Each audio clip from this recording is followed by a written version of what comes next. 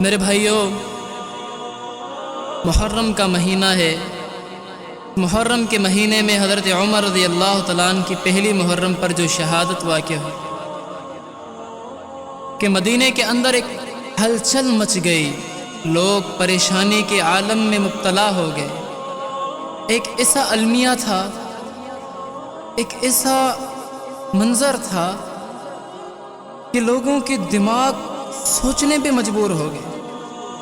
بعض صحابہ نے اپنے آپ کو ہی کھو دیا کہ پاؤں تلے زمین نکل گئی، پاؤں کے نیچے سے زمین نکل گئی۔ اسی ایک حالت واقع ہو گئی کہ حضرت عمر رضی اللہ تعالی عنہ کی حکومت میں حکومت پوری ہو رہی ہے۔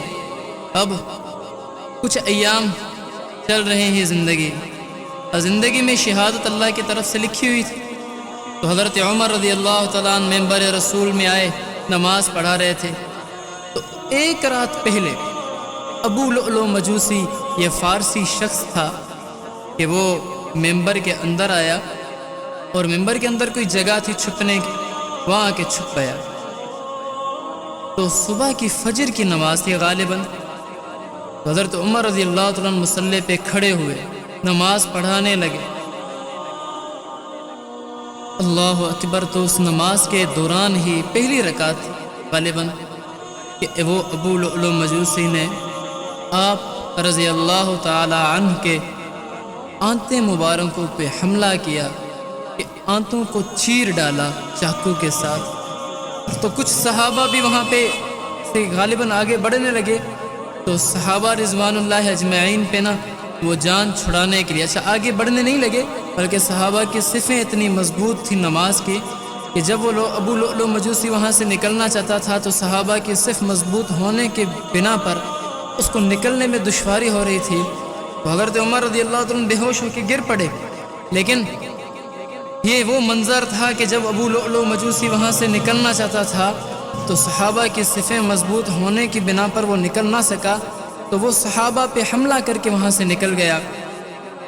تو ایک صحابی نے آگے آ کے نماز مصلی پہ پوری کروائی، نماز پوری ہو گئی۔ حضرت عمر رضی اللہ تعالیٰ عنہ کو تھوڑا ہوش آیا، مدینے میں اعلانات ہوئے، عمر رضی اللہ تعالیٰ عنہ کے جسم پہ وار ہو گیا، کسی نے قاتلانہ حملہ کر دیا۔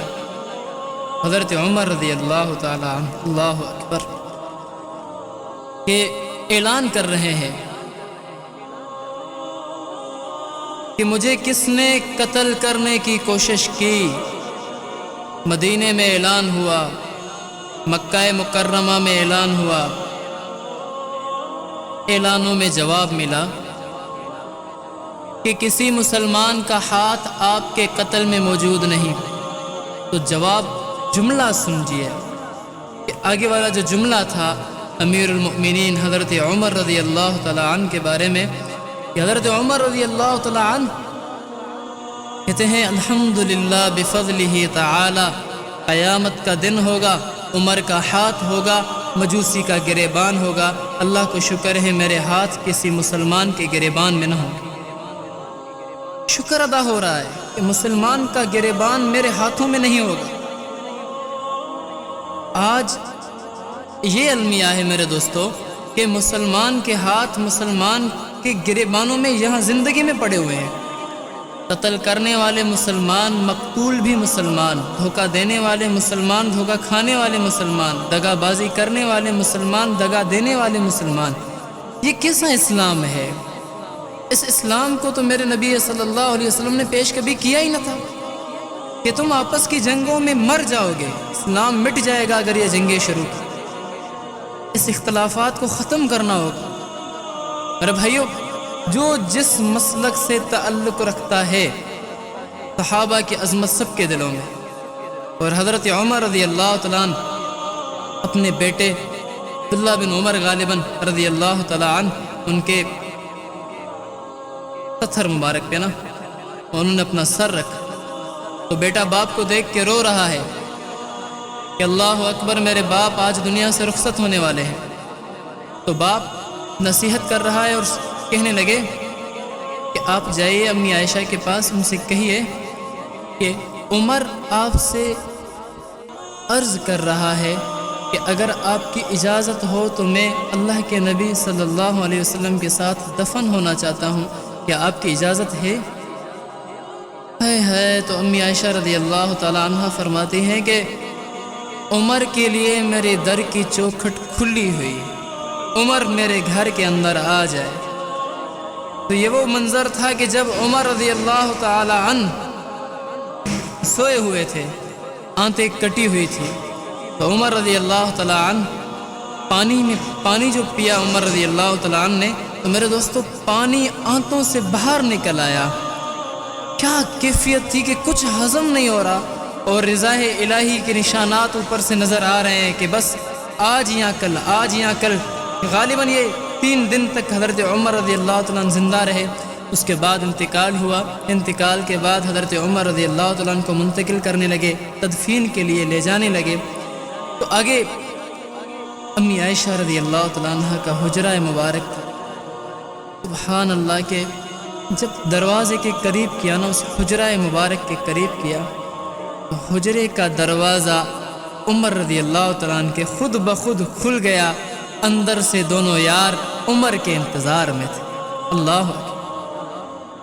آپ کی ذات اقدس حضرت ابو بکر صدیق رضی اللہ تعالیٰ عنہ دونوں یار انتظار میں ہیں کہ کب آتے ہیں عمر کے، ہم اس کا استقبال کریں۔ تو عمر رضی اللہ تعالیٰ عنہ کے لیے دروازے کھل گئے میرے دوست۔ یہ وہ ایک شہادت تھی کہ پورے اسلام کو بتلا دیا۔ یہ کوئی تاریخی واقعہ نہیں، یہ حقیقت پہ مبنی ہے، کوئی بنا بنایا واقعہ نہیں۔ ایک حقیقت بتلا رہا ہے کہ اسلام کی تاریخ تمہیں یاد رہنی چاہیے۔ ہم تاریخوں پہ زندہ رہتے ہیں۔ یہ ایک تاریخ بتلاتی ہے کہ ہماری اسلام پہ کتنی مشقتیں لی ہیں صحابہ رضوان اللہ اجمعین نے، کتنی مشقتیں اٹھائی انہوں نے، اور غریب ہو کے بھی دنیا کے امیر بن گئے۔ کہتے ہیں ہماری گواہی، ہماری صداقت کی گواہی ہمارے جنازے دیں گے۔ یہ لوگ جو بولتے ہیں ان کو بولنے دو، ہماری نظر تو ابھی منزل پہ ہے، منزل ختم ہوگی تو حقیقت کھل جائے گی۔ دوستو صحابہ کی نظر منزل آخرت پر تھی، یہ جب منزل مل گئی تو ان کی گواہی امت نے دینی شروع کی، جنازوں نے دینی شروع کی، قرآن نے دینی شروع کی، حدیث مبارک نے دینی شروع کی۔ ہے تو بہرحال میرے دوستو، ان واقعات سے ہمیں یہ سبق ملتا ہے کہ انصاف اللہ کو پسند ہے۔ اعدلوا هو اقرب للتقوی، اللہ فرماتے ہیں کہ اللہ کے ہاں بہت مقرب بندہ وہ ہے جو انصاف والی زندگی گزارے، جو انصاف کے ساتھ اپنا رہن سہن کرے، وہ اللہ کے ہاں بہت محبوب ہے، اور اللہ کو انصاف پسند ہے۔ دوستو انصاف کرو تم، کیونکہ انصاف اللہ کو پسند ہے۔ تو اللہ تعالیٰ سے دعا ہے کہ اللہ تعالیٰ آپ کو اور ہمیں عمر رضی اللہ تعالیٰ عنہ جیسی زندگی بسر کرنے کی توفیق، ان جیسی شجاعت، اور عثمان غنی رضی اللہ تعالیٰ عنہ جیسی سخاوت، حضرت ابو بکر صدیق رضی اللہ تعالیٰ عنہ جیسی نرمی، اور حیدر قرار حضرت علی کرم اللہ وجہہ جیسی بہادری کا ہمیں مصداق عطا فرمائے۔